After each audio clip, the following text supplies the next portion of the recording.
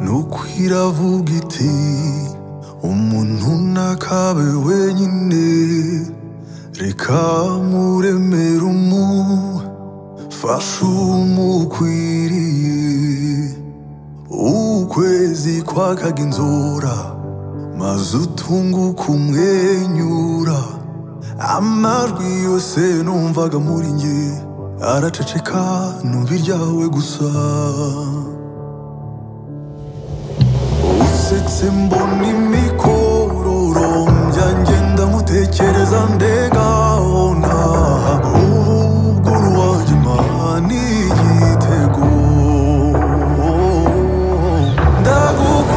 Ndagukunda ntacyabihindurayo, ndagukunda jya uhora ubyibukayo, ndagahora nicura nkakubona iruhande rwanjye.